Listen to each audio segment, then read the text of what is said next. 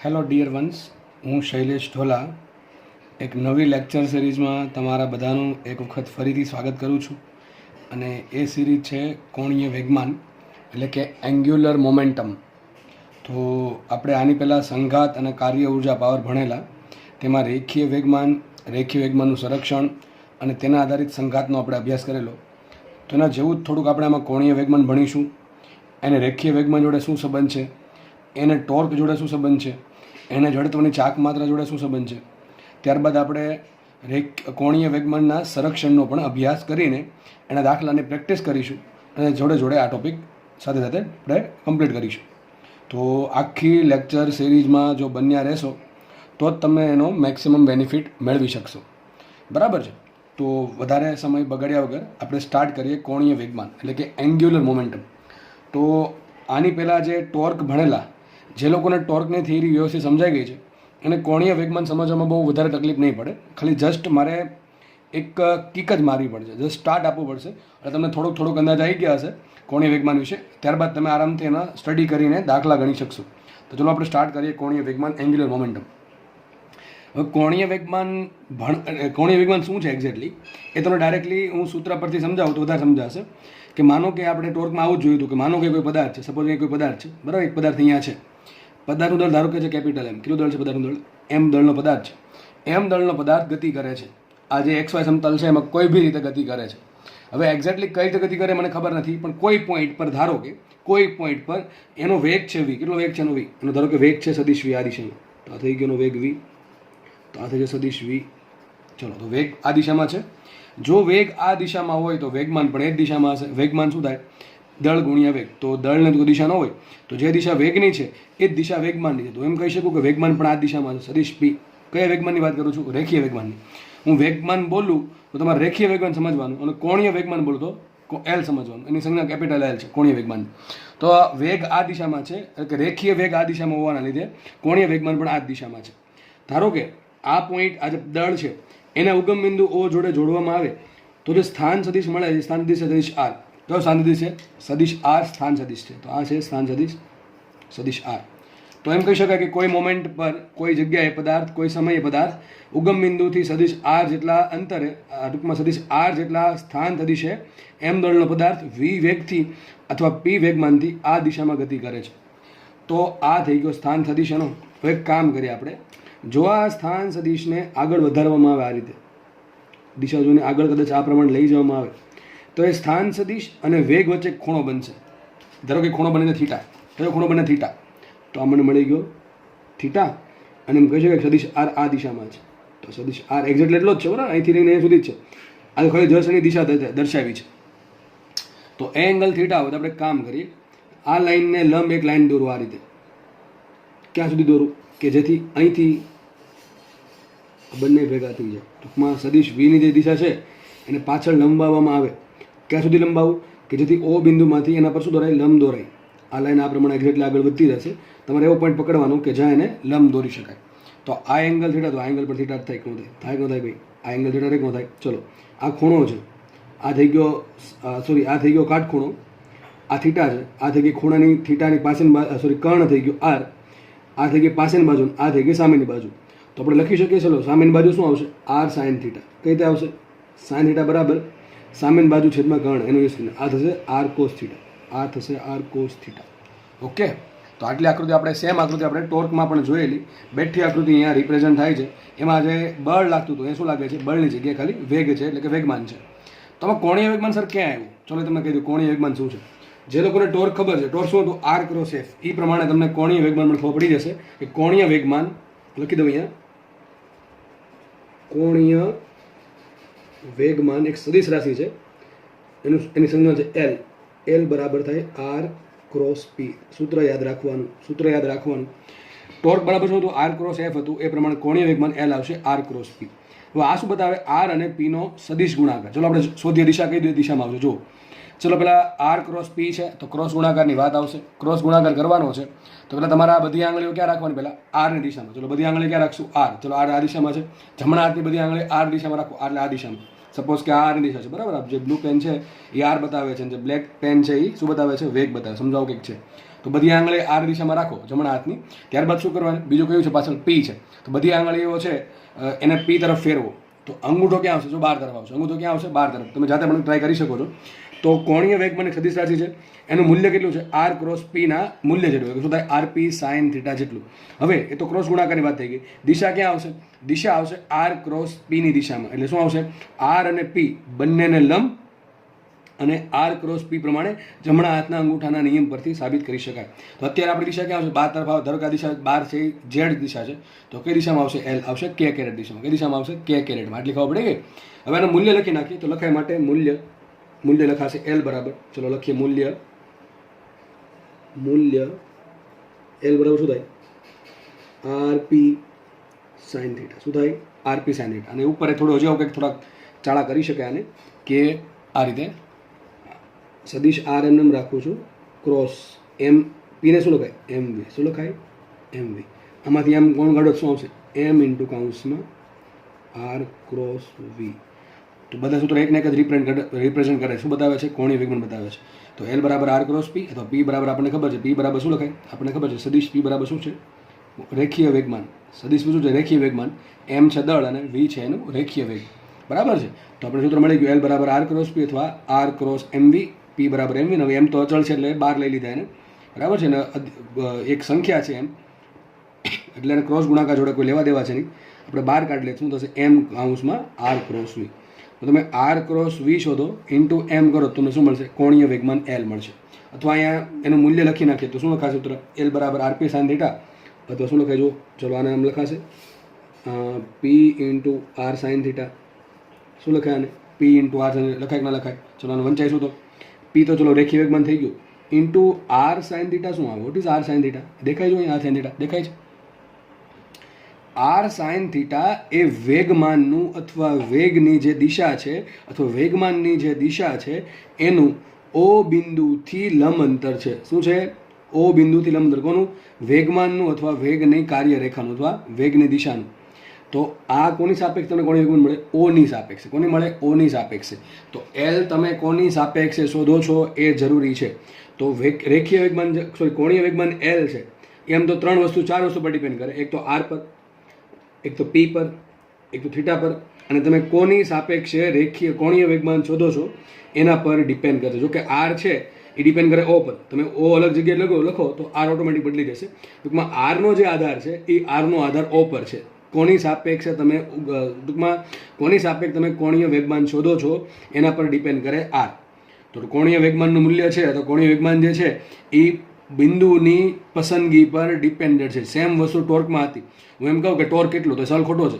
મારે એમ જ પૂછવું પડે કોની સાપેક્ષે ટોર્ક, કયા બિંદુની સાપેક્ષ ટોર્ક. એ પ્રમાણે અહીંયા પણ હું એમ ના પૂછી શકું કે પદાર્થ છે આટલા વેગથી ગતિ કરે છે તેનું રેખીય વેગમાન અને કોણીય વેગમાન કેટલું.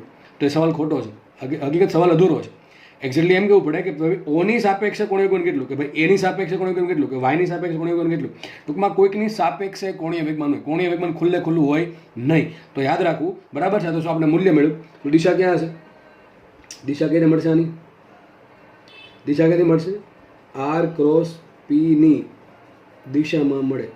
ક્યાં મળશે? આર ક્રોસ પીની દિશામાં. એટલે કે આરને લંબ હશે, પીને લંબ હશે. ટૂંકમાં જો સમતલ બનશે, જો સમતલ બન્યું અત્યારે તમે એક પ્રમાણે ચતુષ્કોણ બનાવી શકો, વિચારી શકો આવું. બરાબર છે. તો જે ચતુષ્કોણ બનશે એને લંબ બહાર આવતી કે અંદર જતી દિશામાં હશે. ડિસાઇડ કરશે કે આર અને વી છે કે રીતે ગોઠવાયેલા છે. બરાબર. અથવા અહીંયા આર ને વી કયો કે આરને આર ક્રોસ પી કયો કે આર ક્રોસ વી કયો. દિશા તો બેની પીની ને વીની એક જ છે, એટલે કંઈ ફરક પડે નહીં. તો આટલી ખબર પડી કે ચલો હવે આપણે એક કામ કરીએ. સૂત્ર તમારે જે યાદ રાખવાનું છે કીધું. તો હવે અહીંયા આપણે હતા આર સાઇન થીટાને શું કહેવાય? લંબ અંતર. તો સૂત્ર આમ પણ લખી શકીએ. માટે એલ બરાબર શું લખાય? એલ બરાબર રેખીય વેગમાન. રેખીય વેગમાન ટૂંકમાં શું થઈ ગયું? પી ગુણ્યા, ખાલી મૂલ્યની વાત થાય છે, મૂલ્યની વાત કરું છું જસ્ટ. એલ શું થશે? રેખીય વેગમાન ગુણ્યા શું થશે? એનું લંબ અંતર. એટલે શું થાય? રેખીય વેગમાનની દિશાનું ઓથી લંબ અંતર. કોના આધારે લખ્યું? આના આધારે. પી તો એમને રાખ્યું. અને આર સાઇન થીટા શું છે? તો કે ભાઈ લંબ અંતર. બ્લેક લાઈન તમને દેખાય છે, લંબ અંતર છે. આર નથી, આર સાઇન થીટા છે. તો શું આવશે? Into R sine theta. આ તમને શું આપશે? મૂલ્ય આપશે. તો ઘણા બધા સૂત્ર જોયા. હવે એક વસ્તુ આમાં આમ પણ થઈ શકે, એક કામ કરીએ, આ પી બરાબર શું લખાય, એમવી લખાય. તો ચલો આ સૂત્ર નીચે લખી નાખું. માટે આપણે લખું એલ બરાબર, હું તમને બધા સૂત્ર ભેગા કરીને આપી દઉં છું, એટલે બહુ ચિંતા કરવી નહીં, ખાલી જસ્ટ જુઓ હું શું કરું, ખાલી જુઓ. સૂત્ર આપણને મળ્યું R P sine theta, R sine theta ભેગું કરી દીધું તો લખાશે P into R sine theta. એક કામ કરીએ, સૂત્ર લખી દઉં ફરીથી, ચલો આ પ્રમાણે લખીએ P into R sine theta. પણ પી શું હોય, એમ વી હોય, શું હોય M into V into R sine theta. તો જો આને શું કહેવાય, વી ઇન્ટુ આર સાઇન થીટાને શું કહેવાય, ચલો સમજીએ. વી આ દિશામાં છે, આર સાઇન થીટા આ છે, તો આને એમ વચાય. આર સાઇન થીટાને શું કહેવાય કે ભાઈ વેગની દિશાનું ઓથી લંબ અંતર ઇન્ટુ દળ. તો આમ પણ લખી શકાય. માટે કોણીય વેગમાન એલ બરાબર શું લખાય, દળ ગુણ્યા વેગ ગુણ્યા વેગની દિશાનું, એટલે આમ લખજો, વેગની દિશાનું ઓથી લંબ અંતર. તો આ પ્રમાણે પણ તમને કોણીય વેગમાન મળે. તો બધી વસ્તુ એકના એક સૂત્ર રિપ્રેઝેન્ટ કરે છે, બરાબર, અલગ અલગ રીતે બધું બતાવે છે. એકને એક વસ્તુ છે, મેન સૂત્ર આ છે, આર ક્રોસ પી. સદિશ L is equal to R cross P લખાશે આર ક્રોસ એમ વી અથવા M cross M into R cross V, બરાબર છે. હવે એનું મૂલ્ય લખીએ તો આપણને ખબર છે, એ ક્રોસ બીને શું કહેવાય, એ બી સાઇન થીટા. એ પ્રમાણે આર ક્રોસ બીને શું કહેવાય, આર પી સાઇન થીટા. તો લખાશે P into R sine theta. R sine theta શું છે, પીનું ઓથી લંબાંતર છે, બરાબર છે. તો રેખીય વેગમાન પી ગુણ્યા રેખીય વેગમાન પીની દિશાનું ઓથી લંબાંતર આર સાઇન થીટા. અથવા તમારે જો વેગમાં જવું હોય તો દળ ગુણ્યા વેગને શું કહે, પી. તો પી બરાબર એમવી લખી નાખો. તો એમાં પાછું આર સાઇન થીટા શું થાય, વેગનું ઓથી લંબાંતર. તો દળ ગુણ્યા વેગનું ઓથી લંબાંતર કરો તો તમને શું મળશે, કોણીય વેગમાન મળશે. સૂત્ર આઈએમપી છે, સૂત્ર બહુ આઈએમપી છે, દાખલા ગણવા માટે બહુ આઈએમપી સૂત્ર છે, બરાબર છે. તો તમે બે રીતે સૂત્ર વાપરી શકો, કાં તો તમે આરપી સાઇન થીટા કરો તો સિમ્પલી આ યુઝ કરશો આપણે, આ અથવા કોઈ પણ આ બેમાં કંઈ ફરક જાજો છે નહીં. એ તો રેખીય વેગમાનની જગ્યાએ શું લખી નાખ્યું, દળ ગુણ્યા વેગ. સમજ પડી ગઈ. પણ આ શું તમને આપશે, મૂલ્ય આપશે. શું આપશે બધું સૂત્ર, આ બધા સૂત્ર તમને મૂલ્ય આપશે. ડાયરેક્શન તમને આર ક્રોસ પી થી જ મળશે. ક્યાંથી મળશે, આર ક્રોસ પી અથવા આર ક્રોસ વી પરથી, બરાબર. એમ સિમ્પલ લખી નાખું આર ક્રોસ વી કે આર ક્રોસ પી, કારણ કે પી ને વી એક જ દિશામાં છે, બરાબર. એટલા માટે ખાલી દિશા શોધવા માટે તમે આર ક્રોસ પી અથવા આર ક્રોસ વી વાપરી શકો. મૂલ્ય શોધવા માટે તમારે આર ક્રોસ પી વાપરવું પડે અથવા આર ક્રોસ એમ વી વાપરવું પડે. દળ તમે છેડમાં મૂકી શકો નહીં, દિશા શોધવી હોય તો ચાલશે. તો આટલી સજ સમજ પડી ગઈ, બરાબર છે. અને ઘણી વખત કોણી વેગમાનને આવો શબ્દ પણ વપરાય, રેખીય વેગમાનની ચાક માત્રા. રેખીય વેગમાનની ચાક માત્રા તમને યાદ હશે, ટોર્કને શું કીધું આપણે, બળની ચાક માત્રા. એ પ્રમાણે રેખીય વેગમાનની ચાક માત્રા આવશે. તો ટોર્કનું સૂત્ર શું હતું, આર ક્રોસ એફ હતું. અહીં સિમ્પલ શું છે, આર ક્રોસ પી છે. તો એવું હતું કે ટોર્ક બરાબર બળ ગુણ્યા બળની કાર્યરેખાનું ઓથી લંબાંતર. અહીં જસ્ટ એવું છે, એલ બરાબર રેખીય વેગમાન ગુણ્યા રેખીય વેગમાનની દિશાનું ઓથી લંબાંતર. તો જેને ટોર્ક સમજાઈ ગયું છે વ્યવસ્થિત, બરાબર, આવી સેમ આકૃતિ એમાં હતી, એને આ સમજવામાં કોઈ તકલીફ નહીં પડી હોય. એટલે જે લોકો ડાયરેક્ટલી આ લેક્ચર જોવે છે એને હું રિકમેન્ડ કરીશ કે ટોર્કવાળા લેક્ચર આગળ જોઈ લે, બરાબર. આપણે આગળ વધીએ તો કોણીય વેગમાન આપણે જસ્ટ ઉપર ચલો ખ્યાલ આવી ગયો કે કોણીય વેગમાન સદિશ રાશિ છે, એનું મૂલ્ય હોય આરપી સાઇન થીટા અથવા પીઆર સાઇન થીટા. અથવા એમ કહી શકાય રેખીય વેગમાન ગુણ્યા રેખીય વેગમાનનું ઓથી લંબાંતર અથવા વેગ ગુણ્યા દળ ગુણ્યા વેગનું ઓથી લંબાંતર. દિશા ક્યાંથી મળશે, આર ક્રોસ પી અથવા આર ક્રોસ વીની દિશામાં મળે. આટલી ખબર પડી ગઈ છે. અને બીજી વાત કે કોણીય વેગમાન જે છે, કોણીય વેગમાન એ કયા બિંદુની સાપેક્ષ તમે શોધો તો એ પણ બહુ વધારે જરૂરી છે. ઓ બિંદુ અહીંયા હોય, ઓ બિંદુ અહીંયા હોય તો આખો આર અહીંથી આવશે, આર અહીંયા આવે તો તમારો ટૂંકમાં આર જ બદલી ગયો, આર બદલે તો એલ બદલશે, દિશા પણ બદલી જશે. ટૂંકમાં આખું કોણીય વેગમાન બદલી જશે. ટૂંકમાં એલ છે એ અક્ષની પસંદગી અથવા બિંદુની પસંદગી પર ડિપેન્ડ કરે છે. આપણે આગળ વધીએ, કોણીય વેગમાનના બીજા સૂત્રનો આપણે અભ્યાસ કરીએ.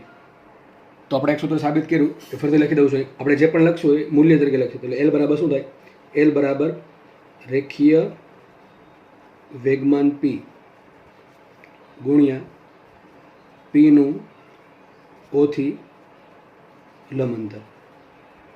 આમ પણ લખી શકો, તો સિમ્પલ આમ લખી શકો. રેખીય વેગમાન શું કહેવાય, દળ. તો દળ ગુણ્યા વેગ એટલે ટૂંકમાં એમ ઇન્ટુ વી ગુણ્યા શું આવશે, ઇન્ટુ શું આવશે, વેગનું ઓથી લંબ અંતર. ઓ બિંદુ શું છે, ઓ ફિક્સ છે ના, તમે જેની સાપેક્ષે કોણીય વેગમાન શોધવા માંગો છો એ બિંદુ ઓ છે. તો શું આવશે અહીંયા, આર સાઇન થીટા. બધી એકને એક વસ્તુ છે. અહીંયા શું આવશે, આર સાઇન થીટા. તો આપણે આ સૂત્રનો અભ્યાસ કર્યો અને એનું સૂત્ર આ એટલે હતું, એલ બરાબર હતું આર ક્રોસ પી બરાબર આર ક્રોસ એમવી, પી બરાબર એમવી, અને એમાંથી એમ ગુણ ગણો શું આવશે, આર ક્રોસ વી. આ તમને શું આપશે, કોણીય વેગમાન આપશે. લીખવા પડે કે ચલો આગળ વધીએ. હવે એક કામ કરું છું, અમુક એવા સૂત્ર લખું છું કે જે તમારે યાદ રાખવાની જરૂર નથી. આ એનો દાખલો જરૂર પૂછાય છે, પણ યાદ રાખવાની એટલા માટે જરૂર નથી કે તમને રેખીય ગતિના જો સૂત્ર આવડશે તો ચાક ગતિના એટલે કે કોણીય વેગમાનનું સૂત્ર ઓટોમેટિકલી આવડી જશે. એક કામ કરું, આ સાઈડ છે ને, હું આ સાઈડ તમને પહેલાં રેખીય ગતિનું સૂત્ર લખી દઉં. ચલો, આપણે આવું ભણ્યા હતા, સદિશ પી બરાબર હોય સદિશ એમ સદિશ વી. તેની જગ્યાએ આગળ શું લખાશે? એલ બરાબર, આ સૂત્ર નંબર 1, આ 2 ના ત્રીજું સૂત્ર એ લખાશે સદિશ એલ બરાબર એમનું સ્થાન કોણ લે? આઈ લઈ લઈએ તો ખબર છે આપણને, જડત્વની ચાક માત્રા. જે દળ કામ કરે રેખીય ગતિમાં એ કામ કરશે જડત્વની ચાક માત્રા રેખીય ચાક ગતિમાં. અને વિનું સ્થાન કોણ લઈ લી? ઓમેગા. તો સૂત્ર આઈએમપી એલ બરાબર આઈ ઓમેગા.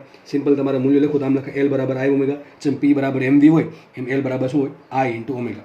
તો આના પછી સાબિત એવું થાય કે એલની દિશા ક્યાં હોય? ઓમેગાની દિશામાં. ઓમેગા કયા દિશામાં હતું? યાદ કરો શરૂઆતની થિયરી. ઓમેગા કઈ દિશામાં હતું? ઓમેગા હતું ભ્રમણાક્ષની દિશામાં. એ પણ ક્યાંથી મળે? જમણા હાથના અંગૂઠાના નિયમ પરથી.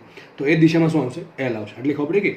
આપણે આગળ વધીએ તો હવે ન્યૂટનનો ગતિનો બીજો નિયમ શું કહેતો હતો? યાદ કરો. એવું કહેતો હતો કે સદિશ એફ ઇઝ ઇક્વલ ટુ બળ બરાબર શું હતું? વેગમાનના ફેરફારનો સમય દર. પદાર્થ પર લાગતું પરિણામી બાહ્ય બળ એ પદાર્થના રેખીય વેગમાનના ફેરફારના સમય દર જેટલું હોય છે.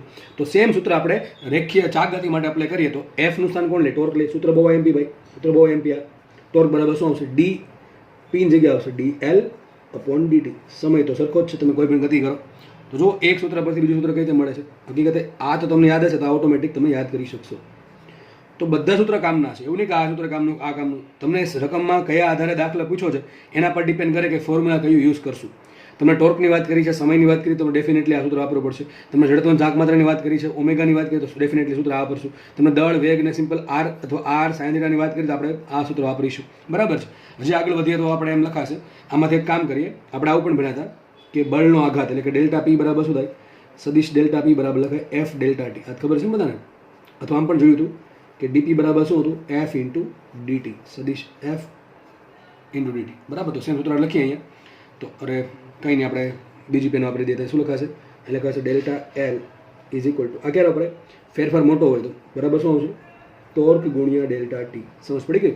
અને એ પ્રમાણે ડીએલ શું લખાશે? ડીએલ બરાબર લખાશે ટોર્ક ઇન્ટુ ડીટી. આ સૂક્ષ્મ ફેરફાર માટે. જો કે હકીકત તમે કંઈ નથી કર્યું, આમાં ડીએલ ના કરતા પણ તમને ડાયરેક્ટલી આ ફોર્મ્યુલા મળી જશે. બરાબર છે. આપણે આગળ વધીએ. પછી આપણે આ પણ ખબર છે કે ડેલ્ટા પી બરાબર શું હોય? ડેલ્ટા પી બરાબર સદિશ ડેલ્ટા પી બરાબર M1V1 અથવા M2 લખું છું, M2V2 માઇનસ M1V1. તો સેમ સૂત્ર અહીં લખી શકાય આપણે કે ડેલ્ટા એલ બરાબર એટલે કે કોણીય વેગમાનનો ફેરફાર. ડેલ્ટા એલ બરાબર શું થાય? M1 ની જગ્યાએ આવશે I2 omega 2 minus I1 omega 1. આ તો બધી સૂત્ર ઓટોમેટિક યાદ રહી જાય છે. તમને આ યાદ હશે તો ઓટોમેટિક યાદ રહી જશે. બરાબર. તો ઘણા બધા સૂત્ર આવી ગયા. હવે હજી એમાં ઘણા સૂત્ર બાકી છે, એ આપણે નેક્સ્ટ પેજમાં લખીશું. બરાબર છે. ચલો એ હજી એક સૂત્ર અહીં લખી દઉં છું. હવે તમને ખબર પડી ગઈ કે અહીંયા જે ડીએલ છે, ડીએલ બરાબર શું થાય? Torque into DT. જો સિમ્પલ સૂત્ર શું લખાય? આવા સૂત્ર પતી ગયા છે, જસ્ટ થોડુંક સમજાવી દઉં. તો આપણે અહીંયા જોયું કે ડીએલ બરાબર શું હતું? ટોર્ક ઇન્ટુ ડીટી હતું. અને આ બધું શું હતું? ડીપી બરાબર શું થાય? F into DT. F into DT શું હતું? F into DT. આ બધાને ખબર જ છે. હવે યાદ કરો વેગમાન સંરક્ષણનો નિયમ. કયા વેગમાન સંરક્ષણ? રેખીય વેગમાન સંરક્ષણ. આ પ્રમાણે સાબિત કર્યો હતો કે રેખીય વેગમાનનો ફેરફાર બરાબર થાય એફ ઇન્ટુ ડીટી, જેને આપણે બળનો આઘાત પણ સમજીએ છીએ. અને બળનો આઘાત કહેવાય. તો આપણે જોયું હતું કે જો બળ 0 હોય એટલે કે એફ 0 હોય, એફ 0 મૂકવામાં તો ડીપી 0 થાય. એટલે કે રેખીય વેગમાનના ફેરફાર 0. હવે કોઈ વસ્તુનો ફેરફાર 0 હોય તો મતલબ શું થાય? એ વસ્તુ અચળ. ટૂંકમાં શું થાય? પી અચળ. પી અચળ રહી. અહીંથી આપણે નિયમ બનાવ્યો હતો કે જો તંત્ર પર લાગતું પરિણામી બાહ્ય બળ 0 હોય તો તંત્રનું રેખીય વેગમાન અચળ રહે છે. સૂત્ર બનાવ્યું હતું, જો તંત્ર પર લાગતું પરિણામી બાહ્ય બળ 0 હોય તો તંત્રનું વેગમાન અચળ રહે છે. સેમ રીતે અહીંયા એમ પણ લખાય, જો ટોર્ક 0 આવશે, અહીં જો ટોર્ક 0 મૂકું is implies that DL is equal two 0. ટૂંકમાં કોણીય વેગમાનનો ફેરફાર 0 છે. જો કોણીય વેગમાનનો ફેરફાર 0 હોય તો કોણીય વેગમાન કેવું છે? અચળ છે. આ શું સજેસ્ટ કરે છે? આ એમ સમજાવવા માંગે છે કે જો તંત્ર પર લાગતા પરિણામી ટોર્ક 0 હોય, તંત્ર પર લાગતું પરિણામી કોઈ બિંદુને અનુલક્ષે. જો ટોર્ક છે કોના પર ડિપેન્ડ કરે? ટોર્ક ડિપેન્ડ કરે બિંદુની પસંદગી પર પણ ડિપેન્ડ કરે છે. અલગ અલગ બિંદુને અનુલક્ષીને અલગ અલગ ટોર્ક આવે. એટલે એમ કહી શકાય, જો તંત્ર પર કોઈ બિંદુને અનુલક્ષીને ટોર્ક 0 હોય તો એ બિંદુને અનુલક્ષીને તંત્રનું કોણીય વેગમાન અચળ રહે છે. એમાં બિંદુની ચોખવટ કરવી જરૂરી છે. જો કોઈ બિંદુને અનુલક્ષીને તંત્ર પર લાગતું બાહ્ય ટોર્ક બાહ્ય જ હોય, 0 હોય, તો તંત્રનું તો સોરી ફોર ધ ડિસ્ટર્બન્સ, તો તંત્રનું તે બિંદુની સાપેક્ષે કોણીય વેગમાન કેવું હશે? અચળ હશે. સમજ પડી ગઈ? તો આ છે આ શું? તો વેગમાન સંરક્ષણનો નિયમ. એક્ઝેક્ટલી તો મેં બહુ ટૂંકમાં બતાવ્યો છે, આપણે ડિટેલમાં અભ્યાસ કરવાનો છે એનો. આ તો 10 સૂત્ર આવ્યા એટલે મેં તમને સમજી દીધું. આને શું કહેવાય? વેગમાન સંરક્ષણનો નિયમ. અને આને શું બનશે? આ કોણીય વેગમાનના સંરક્ષણનો નિયમ. કોવેસની. કેવી સની? કોવેસની. બરાબર છે? અથવા એમ કહી શકાય એંગ્યુલર મોમેન્ટમ કન્ઝર્વેશન લો, AMCL. બરાબર છે? બધું એક બતાવે છે. આ શું બતાવે છે? રેખીય વેગમાન. એક્ઝેક્ટલી અહીંયા આવશે રેખીય વેગમાનના સંરક્ષણનો નિયમ, અથવા થાય લિનિયર મોમેન્ટમ કન્ઝર્વેશન લો. બરાબર છે? LMCL. તો જેને આ વસ્તુ આવડે છે એને આ વસ્તુ બહુ કંઈક જાજી બહુ તકલીફના આધારે યાદ રાખવી પડે એવી બનશે નહીં. જેને મેં પહેલાં કીધું હતું ચાક ગતિની શરૂઆતમાં, જે લોકોએ રેખીય ગતિ વ્યવસ્થિત સમજેલી છે એને ચાક ગતિ સમજવામાં બહુ તકલીફ પડવાની છે નહીં. હવે દાખલામાં તમને કયા આધારે, જો ઘણા બધા સૂત્રો છે, હજી 1-2 સૂત્રો બાકી છે, બરાબર છે, તમને કયા આધારે દાખલા પૂછે એ ડિપેન્ડ હોય દાખલા બનાવવાવાળા ઉપર. હવે એ તો કંઈ નક્કી ન કયો દાખલો પૂછશે, એટલે આપણે બધા જ પ્રકારના સૂત્રનો દાખલાનો અભ્યાસ કરીશું. ટોર્ક આપે તો આઈ આપે તો શું થાય? રેખીય વેગમાન આપ્યું અને લંબનની જરૂર પડે તો દાખલા કઈ રીતના પૂછાય છે એ બધું આપણે અભ્યાસ કરીશું. અને મોટા ભાગના દાખલા જે પૂછાય છે અહીંથી પૂછાય છે. શેના આધારે? કોણીય વેગમાનના સંરક્ષણના નિયમના આધારે. તો આપણે આની પણ પ્રેક્ટિસ કરીશું. બરાબર છે? તો આના પછી આપણે નેક્સ્ટ પેજમાં નવી થિયરીની શરૂઆત કરીએ. નેક્સ્ટ ટોપિક આપણે જે ભણવાનો છે એ છે કોણીય વેગમાનનું સંરક્ષણ, કે જેના વિશે મેં તમને હમણાં જણાવી દીધેલું. તો આપણને ખબર છે કે ટોર્ક બરાબર શું થાય? ટોર્ક બરાબર આપણને ખબર છે torque is equal two dl/dt. એના પરથી લખાય dl is equal two torque into dt. તો અહીંયા મેઇન કન્ડિશન એ છે કે જો ટોર્ક બરાબર 0 તો જ dl બરાબર 0. એટલે કે શું મતલબ થાય? એટલે કે L બરાબર અચળ. તો આ જરૂરી કન્ડિશન છે. તમે કોણીય વેગમાનનો સંરક્ષણનો નિયમ ક્યારે વાપરી શકો? કે જ્યારે તંત્ર પર લાગતું પરિણામી ટોર્ક શૂન્ય હોય તો અહીં ટો 0 મૂકો તો dl 0 થશે. dl 0 ધેટ મીન્સ કે કોણીય વેગમાન અચળ. કારણ કે કોણીય વેગમાનનો ફેરફાર 0 હોય એમાં કંઈ ફેરફાર થતો જ નથી. ટૂંકમાં એ શું થાય? અચળ થાય. તો આપણે લખીએ આના પરથી, જો તંત્ર પર કોઈ બિંદુને અનુલક્ષીને લાગતું પરિણામી ટોર્ક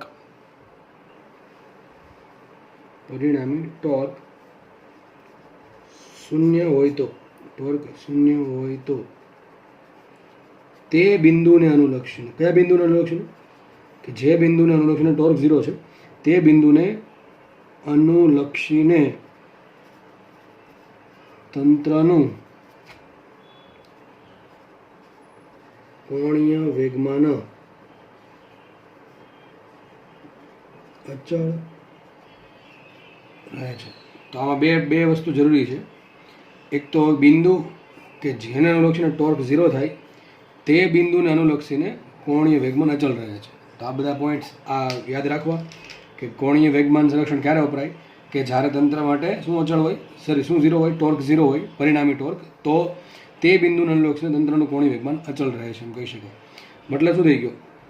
L બરાબર અચળ એટલે લખાઈશું. માટે આપણે જેમ આપણે રેખીય વેગમાનમાં લખ્યું હતું એવું જ આમાં લખશું. માટે તંત્રનું પ્રારંભિક કોણીય વેગમાન ઇઝ ઇક્વલ ટુ તંત્રનું અંતિમ કોણીય વેગમાન. હવે એલના સૂત્ર ઘણા બધા છે. એલ બરાબર શું? I omega. તો લખાઈશું માટે કોઈ પણ સમયે લખાય I1 ઓમેગા 1 બરાબર I2 omega 2 is equal two I3 omega 3. એવું ચાલ્યા જ કરે. જેટલા બી તમે કિસ્સાઓ લ્યો એમાં ચાલશે. મોસ્ટલી આપણે પ્રારંભિક ને અંતિમ કિસ્સો લેશું જે દાખલામાં પૂછાય છે. બરાબર? આટલી ખબર પડી ગઈ. પછી આપણને એક પણ ખબર છે કે એલ બરાબર શું લખ્યું હતું? RP sign theta. શું હતું? RP sine theta. અથવા અહીંયા હતું R ક્રોસ P.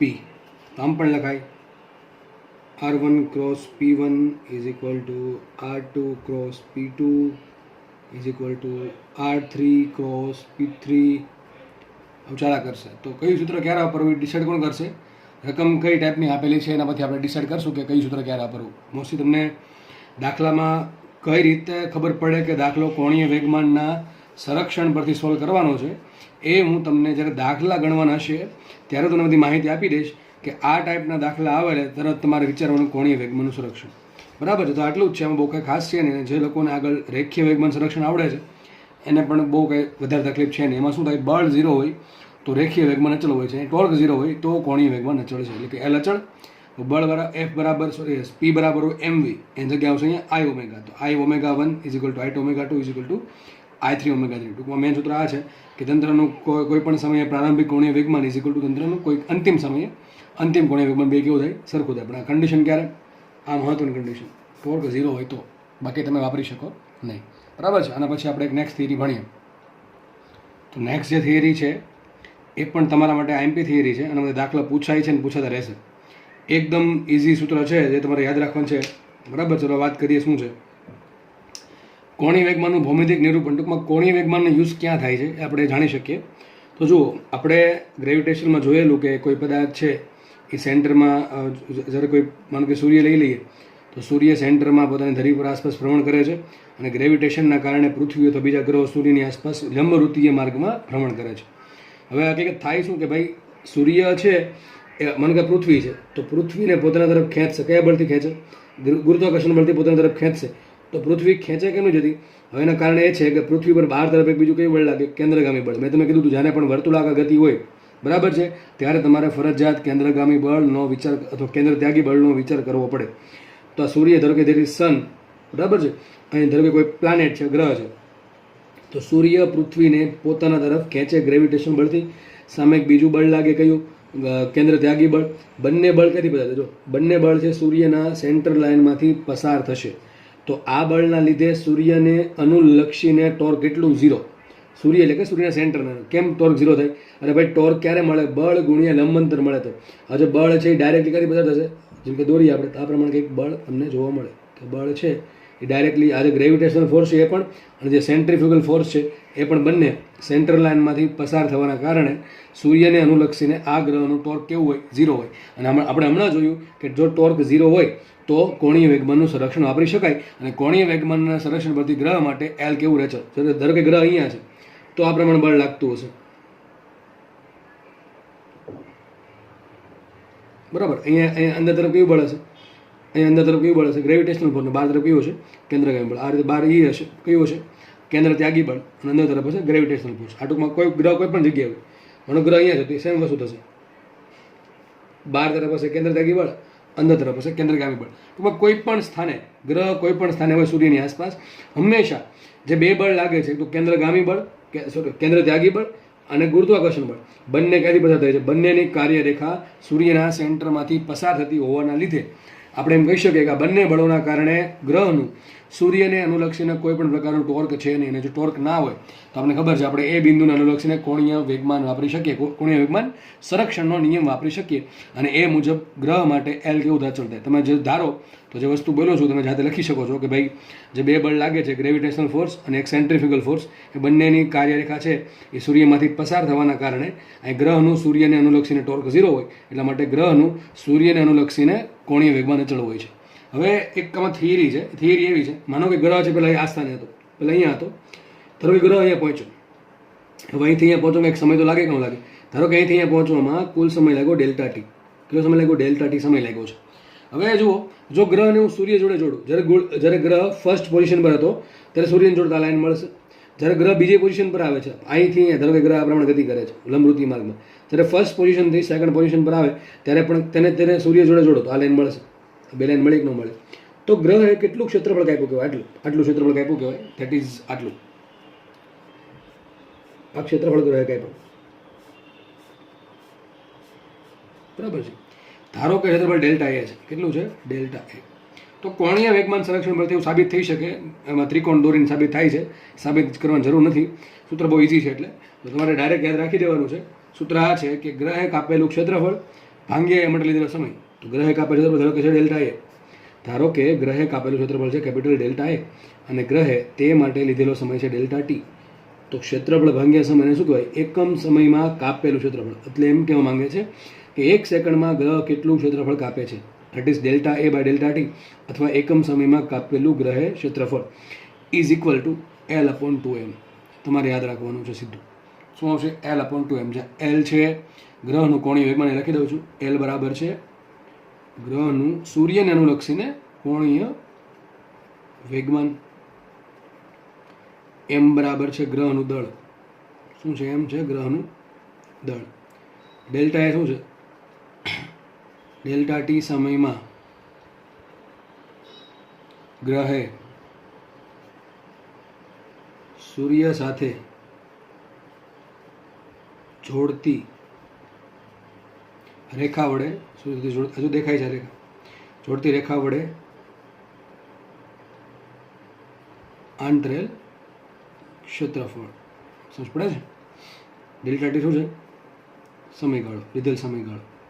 એટલી ખબર પડી ગઈ. એક નવું પદ આવે જોવામાં, ડેલ્ટા એ છેદમાં ડેલ્ટા ટી. અને એકમ શું હશે? મીટર સ્ક્વેર પર સેકન્ડ. શું છે? મીટર પર સેકન્ડ, મીટર સ્ક્વેર પર સેકન્ડ. જો ઉપર અંતર ભાંગા સમય હોય તો આપણે શું કહીએ? વેગ કહીએ. કયો વેગ કહીએ? રેખીય વેગ. બરાબર છે. ઉપર ક્ષેત્રફળ ભાંગા સમય છે તેને કહેવાય ક્ષેત્રીય વેગ. યાદ રાખજો, ક્ષેત્રીય વેગ. ટૂંકમાં ક્ષેત્રફળ છે એ કેટલી ફટાફટ કાપે છે, ક્ષેત્રફળ જે છે કેટલું, કેટલા સમયમાં કેટલું ફટાફટ કાપે છે, એને ક્ષેત્રીય વેગ કહેવાય. જેમ કે અહીંયા ધારો કે કોઈ ગ્રહનો ક્ષેત્રીય વેગ એક એક્ઝામ્પલ છે, 1 મીટર સ્ક્વેર પર સેકન્ડ છે. મતલબ એમ થયું કે ગ્રહ 1 સેકન્ડમાં 1 મીટર સ્ક્વેરનો એરિયા કાપે છે. માનો કે ગ્રહ માટે જે ક્ષેત્રીય વેગ છે એને ઇંગ્લિશમાં કહેવાય એરિયલ વેલોસિટી. Aerial velocity. તો જે એરિયલ વેલોસિટી ધારો કે 2 છે, મતલબ એમ થાય એ ગ્રહ 1 સેકન્ડમાં 2 મીટર સ્ક્વેરનો એરિયા કવર કરે છે. પણ આ તો ક્યારે વપરાશે? કે જ્યારે ફેરફાર બહુ મોટા હોય, તો સમય બહુ મોટો હોય, તો ક્ષેત્રફળ બહુ મોટું હોય છે. અથવા સૂક્ષ્મ સમય માટે સિમ્પલ સૂત્ર આવું લખી શકાય, ડાયરેક્ટ તમારે યાદ રાખવાનું છે. આના પછી દાખલો જી 2019માં પૂછાયેલ દાખલો છે. D A upon DT is equal to L upon 2m. થઈ ગયું સાબિત? બરાબર છે, એકદમ ઇઝી સૂત્ર છે. ડી એ બાય ડીટી બરાબર એલ અપોન 2. એમાં બહુ સાબિતીમાં કંઈ ખાસ છે નહીં. ધારો કે ગ્રહ આ પોઝિશન પર છે તો વેગ ક્યાં સામે છે? વેગ આ દિશામાં છે. તો વેગમાન કઈ દિશામાં? આ દિશામાં છે. વેગમાન દિશામાં હોય અને શું કહેવાય સદિશ આર તો આ દિશામાં છે, એના આધારે તમને L1 મળશે અથવા L મળે. ગ્રહ જ્યારે અહીંયા આવે ત્યારે સેમ વસ્તુ મળશે. એના પરથી આપણે ડેલ્ટા એ શોધવો પડે. ડેલ્ટા એ માટે એક ત્રિકોણ બનાવવો પડે. ત્રિકોણનો એરિયા શોધો હાફ પાય ગુણ્યા વેધ કરીને, અને બધા અપ્લાય કરશો, આટલું કરશો તો ઓટોમેટિક તમારા સૂત્ર સાબિત થઈ જશે. સાબિતી બહુ ઇઝી છે, પણ કંઈ સમય બગડવા જેવું છે નહીં. સૂત્ર બહુ ઇઝીલી યાદ રહી જાય એવું છે, અને ખાલી એક જ વખત આવશે. એક જ વખત આવશે એટલા માટે સાબિતી આપતો નથી, કારણ કે સાબિતી તમને ડાયરેક્ટ બીજી કોઈ જગ્યાએ યુઝ થશે નહીં. દાખલો આવો પૂછશે કે ગ્રહ માટે તમને આપી દેશે, ડીએ બાય ડીટી આપી દેશે, દળ આપી દેશે, એલ કેટલું મળે કે ન મળે? શું આવશે? એલ બરાબર આવશે 2m into DA by DT, અથવા 2m ઇન્ટુ એરિયલ વેલોસિટી. ઘણી સૂત્ર આમ પણ લખેલું હોય, એલ બરાબર 2m ઇન્ટુ VA. VA અને VA કહેવાય. આ જે છે ને શું કે VA એરિયલ વેલોસિટી, બરાબર? તો ટ્વાઇસ એમ VA. જ્યાં VA છે કે ક્ષેત્રીય વેગ, એટલે કે કેટલા સમયમાં કેટલું ક્ષેત્રફળ ગ્રહ આંતરે છે. કઈ રીતે? સૂર્ય સાથે જોડતી રેખા વડે. તો કે ગ્રહ અહીંયા આવી ગયો તો ક્ષેત્રફળ આટલું આવશે, અહીંથી લઈને એટલું. બરાબર છે? ઓકે, ખબર પડી ગઈ? તો તમે કોઈ પણ જગ્યાએ ગ્રહ માટે ડીએ બાય ડીટી કેવું અચળ લખી શકો માટે ડીએ બાય ડીટી એટલે કે VA બરાબર ડીએ બાય ડીટી. બરાબર છે? કેમ અચળ હોય? જો દળ તો અચળ છે. આપણે હમણાં જોયું કે ગ્રહ માટે જેટલા બી બળો લાગે છે એ બળની કાર્યરેખા સૂર્યમાંથી પસાર થાય છે, એટલે કે ટોર્ક કેટલું છે?